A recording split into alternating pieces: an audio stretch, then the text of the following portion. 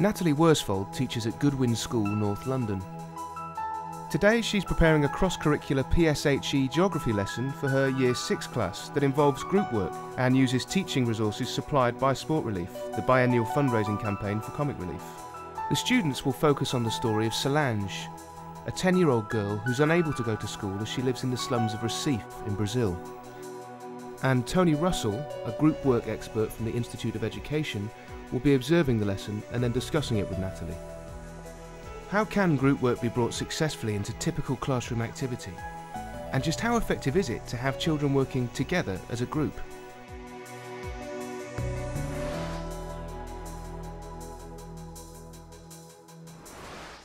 After 36 years in education as primary class teacher, deputy head, teacher trainer and consultant, Tony Russell worked on a research project set up by the Institute of Education called SPRING. The SPRING project looked into the social pedagogic research into group work because it was felt that the major pedagogical position of schools in Britain is the teacher-pupil relationship, as if all the learning and all the teaching is centred on that relationship between the teacher and the pupils.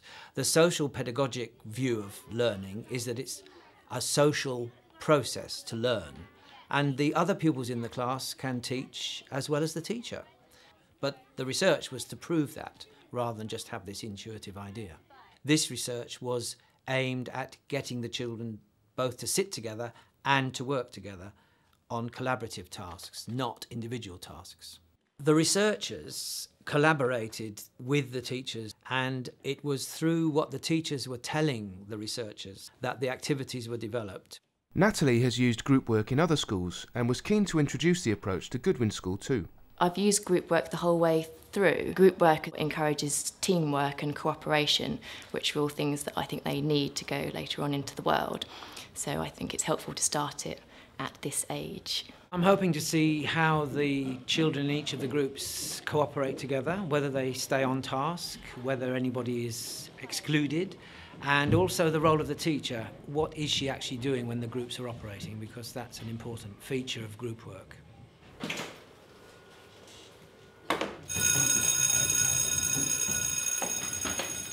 To start off our lesson, what I'd like you to do is actually use your brains, and in pairs I'm going to give you a couple of minutes to have a think about anything you know about the country Brazil. Okay? Don't forget, Alia and Olivia, you're working together. Peru is next to Brazil, and there are rainforests. Zach, what have you and Will come up with? It's a hot country and there are rainfalls. Okay, good. Vianna and Vikram? Many people have to beg for food and money. Good. Charlotte and Sophie? It's near Peru and it's in South America. Put your hands up if you agreed it's in South America. Right, what we're going to do now is I'm going to give you a bit of time to actually research some more facts about Brazil, okay, and see if you can find out some more different things about Brazil. And to do that, I'm going to ask you to work in teams. Okay, so Lucy, you are going to be working on the computer, and since Kate helped you pick that colour, then perhaps Kate can work with you for today. Rishi, you're going to be using the information sheet, and I'm going to ask Jonathan and Emily to work with you on that today. Okay, so you're going to be looking at the pictures. Yellow. Good. So you're going to be using atlases and a globe to research all about Brazil. So you can, first of all, ascertain that Brazil actually is in South America. Go. Olivia, can you take this to your group, please? There are your pictures. You've got a book there as well. Here it is.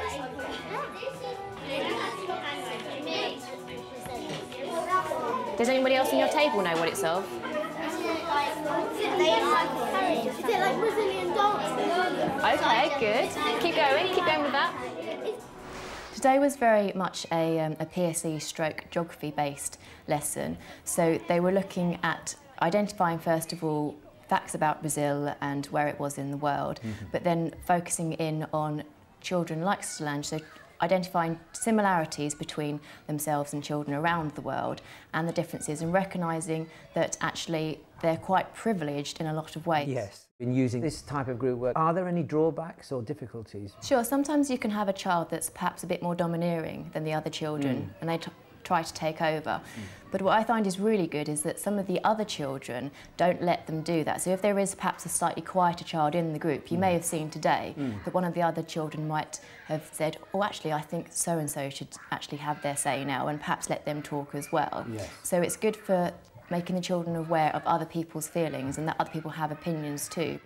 Sometimes you might have a child that gets slightly distracted by being in group work, but as long as you keep the lesson pacey and make sure that you've given them set times for things, it normally keeps them on task. You need to make sure that all the tasks are equally as exciting, because if you're doing different tasks for different groups, then sometimes the children can get a bit distracted because they're looking at the other group thinking, I wish I was going to do that. So sometimes like a carousel where they actually rotate and they get a chance to do all of the different activities is quite a way to avoid that. For Tony, successful group work is all about the nature of these activities. The tasks that are well suited are those that require negotiation, sharing of ideas and opinions, not just information. That's not the fully blown, fully developed type of collaborative group work that Spring was trying to develop.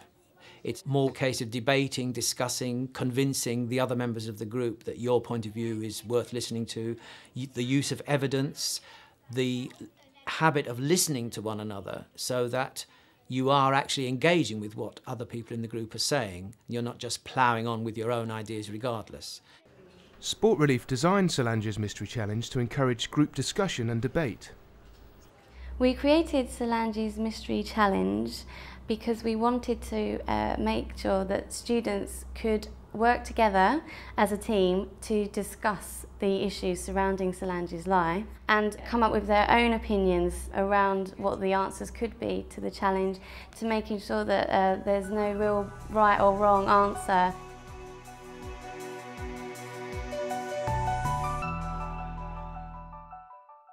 This girl, her name is Solange, and she says she's 10 years old, so the same age as most of you. She loves doing quite a few things that you like doing. She loves playing football. Who loves playing football in this class? So she loves playing football, and she lives with her mum, her sisters, and she's got 5 brothers. Now already that's quite a large family, isn't it? Now we're going to have a little bit of think about Solange today, because Solange doesn't actually go to school. I want to think about the challenges that she faces that stop her from actually going to school, okay? And in a minute, in your groups, you're going to have a look at some clues, and these are all clues about Solange and her family. Now, some of them are relevant to your mystery, to your question that you need to solve, but some of them aren't, okay? So you need to work out which ones are actually useful to trying to solve this problem. Don't worry about what the table next to you is doing. Just focus on what you think, looking at your own evidence, your own clues.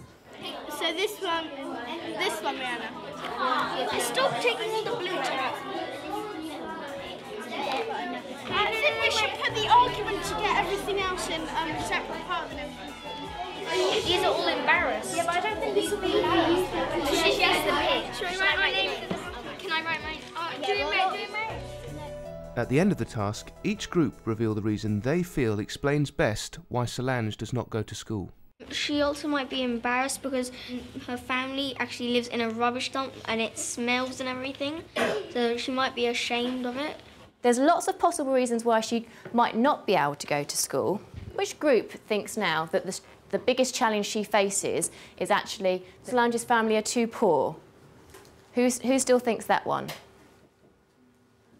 The 2 dangers that exist in this kind of activity were both seen today. One group had the sheet with all the pictures attached, whilst another group was still passing the pictures around and discussing them. You do have particular children that often rush their work, yes. And they, as you say, they get to the end before they've really finished, before they've really thought carefully about the task. And if they have another child on their table that would normally take their time a bit more, it actually slows them down, but at the same time speeds the other child up. Yes, yes. So the peer interaction is actually supporting all the types of children, the rushers and the plodders, as you might call them. Yeah. Schools and teachers differ in their views about mixed ability, and setting and streaming is very strong in some schools, but that is actually counter to the spring approach, which is that all pupils should learn to respect, listen to, collaborate and so on. If you're separating children out in that way as a routine, that undermines one of the benefits of the collaborative group work approach. I'd like to ask your opinion about 3 issues that people focus on when they're thinking about group work. First of all, group work and pupil behaviour. You can have a child in the group distracting the others in the group, but generally, if the children are interested in what they're doing, they'll bring that child back into it. Potentially, group work can improve the behaviour of pupils, and one of the findings was that it was an approach that was suitable in classes of all types. Do you think that actually group work does engage everybody, or is there an issue there? Again, I think that would depend on you knowing the children and the size of the groups. I did use a group of 6 there, but that would be quite rare for me, and certainly I wouldn't use any more than 8, because then you will have some children not being involved in the task. But if you're using small group work, that can be very effective, and it's very hard for a child not to be part of the group. Group work and pupil attainment. What's your opinion about that? I think as long as you input properly in the first place and gear them in the right direction, this whole idea of questioning at the moment I think is really key. And I do believe the children should learn to question themselves instead of just absorb knowledge. This one goes first. Okay, so do you want to stick that one on? What would you describe your role when the groups are operating? I think you definitely need to monitor them. You can't just sit back and say, right, they're working in their groups now, they're going to come to the solution at the end and everything's fine. You need to go around and make sure they're all on task. And you have to decide which one out of those 4 you think is the reason that she doesn't go to school. Oh, if there's more than one, I don't mind if you put down both of them and provide evidence for both of them. Teachers have to learn to stand back and let the children struggle with a whole variety of ideas and opinions and work their way through to a resolution. It is this light touch, more of a monitoring, standing, as the project says, the guide on the side. Do you ever get the pupils to reflect on their own skills at group work? I certainly do get the children to reflect on their own learning skills, although thinking about how they work as groups is not something that comes up that often. That is something I can certainly do more of.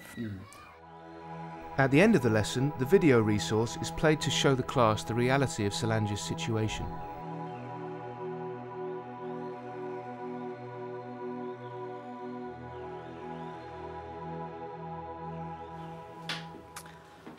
Okay. Now, there was quite a lot in that video. Okay, what I'd like you to do is have a think about what challenges you face. I'd then like you to think about the challenge that Solange has faced through her life so far, and think about how perhaps we could help her. And I'm going to give you just a couple of minutes there to have a discussion on your table about ways you think that you could support her and children like Solange, okay? Give them a certain amount of money a month so that they can actually live on, they can actually get proper food. So you could do that at the event. So there could be, so a painting stall or maybe a fun event.